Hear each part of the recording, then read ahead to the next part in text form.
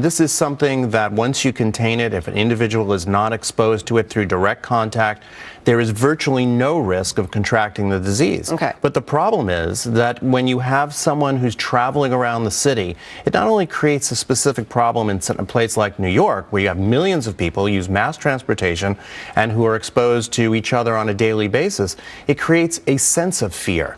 And that's completely unnecessary. And in this case, hopefully there was no problem and no one else will be affected.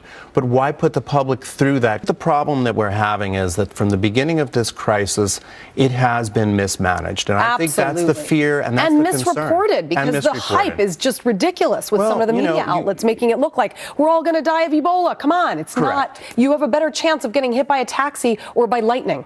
Correct. And I think that that's the sense that I get from dealing with patients in my office and people's concerns. But you have to understand, the first case of Ebola was detected and has been traced back to December of 2013. It wasn't until March that samples were sent to the Pasteur Institute in Paris, where they actually confirmed that this was a case of Ebola. We're looking at almost a year since that time, and we should have been better prepared at every step of the way, from the type of equipment that we use to the medications that are available. And I think that's the concern, is so many missteps, and we're sitting here and people are telling us to relax.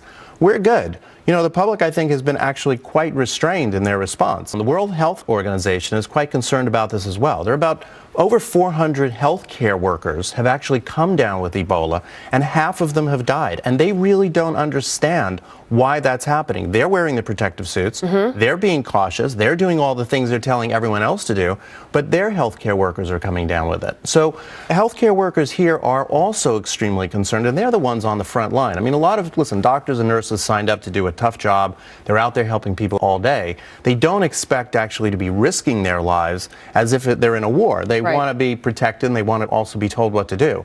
And I think that's another part of the equation.